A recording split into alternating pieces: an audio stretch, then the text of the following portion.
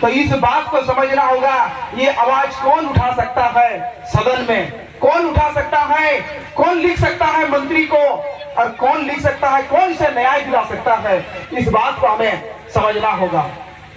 Vote देने के समय हमने देखा है विगत कई वर्षों से बिहार विधानसभा से लेकर झारखंड विधानसभा की अगर हम बात करेंगे, बहुत सारे नेता वोट मांगने आए और वोट भी मांगे और महिला को सिर्फ और सिर्फ प्रलोभन देते रहे, पुरुष को सिर्फ और सिर्फ उनको थोड़ा बहुत अपने आप को स्थापित करने का लालच दिया। लेकिन आज तक हुआ क्या? क्या शिक्षा में परिवर्तन हुआ? क्या स्कूल में संपूर्ण शिक्षक हैं?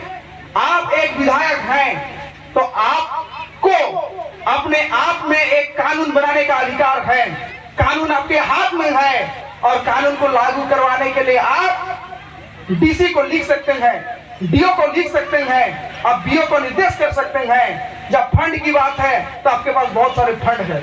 आपको मैं बताना चाहूंगा, ट्राइबल को डेवलपमेंट करने के लिए, शेड्यूल कास्ट को डेवलपमेंट करने के लिए और सभी जनजाति को डेवलप करने के लिए अलग अलग लगभग 50 लाख करके एक जिला में आता है। आखिर ये कहाँ जाता है, इस बात को समझना है। और सभी नेता यहाँ आ सकते थे क्योंकि सभी नेता का मंच था। विधायक मैडम, उनको भी सूचना मिला है कि ये जनसभा हो रहा है। साथ ही साथ सभी पार्टी के लोग, सभी निर्दलीय लोग जो चाहते हैं कि हम विधायक में लड़ेंगे। लेकिन आज जब हमने सवाल किया, जब ईचागढ़ की जनता ये सवाल किया कि क्या आपको ईचागढ़ क्या न्याय आप दिला सकते हैं, जब सवाल में हमने लिखा कि आप सड़क से जब हम सदन तक आपको पहुंचा नहीं सके, आपको अगर कुर्सी सौंपना हम जानते हैं तो कुर्सी से हटाना भी हम जानते हैं। क्या आप इस बात से सहमत हैं? क्या आप इस बात से सहमत हैं?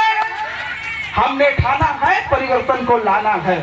और आपको मैं बता देना चाहूंगा, आप एक जागरूक व्यक्ति हैं, आप एक वोटर हैं और एक वोटर का मात्र वोट देना तक अधिकार नहीं है।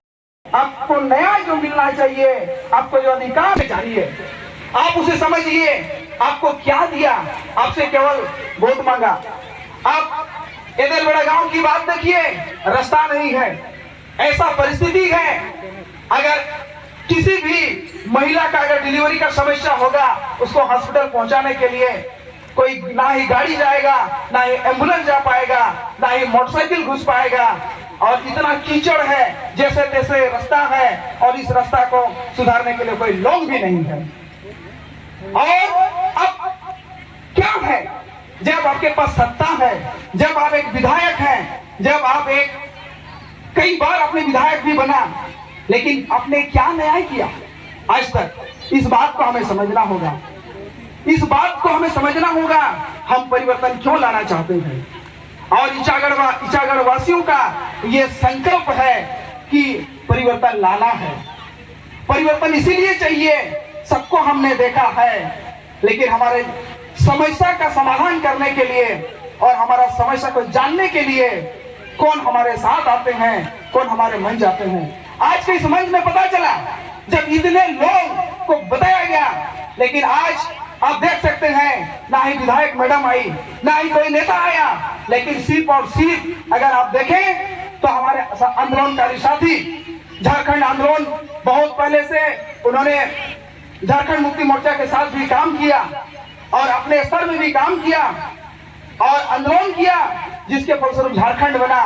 और आज हमारे बीच हमारा समस्या का समाधान करने के लिए, समस्या का हल निकालने के लिए और ईचागढ़ में परिवर्तन करने के लिए, हमारा मांगों को पूरा करने के लिए, यहाँ का शिक्षा, स्वास्थ्य, रोजगार को पूर्णता लाने के लिए हमारे बीच आंदोलन के साथी सुखराम नंदन जी पहुंचे हैं।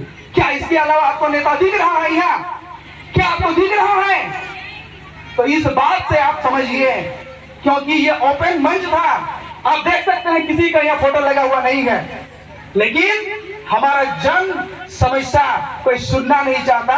केवल हमें वोट का पैसा का लालच देकर और हमारा मान सम्मान का थोड़ा सा प्रलोभन देकर वोट खरीद लेते हैं, दारू हड़िया से वोट लेते हैं और हमें ऐसा करके छोड़ देते हैं जहां आप बढ़ सकते हैं ना आप बढ़ा सकते हैं।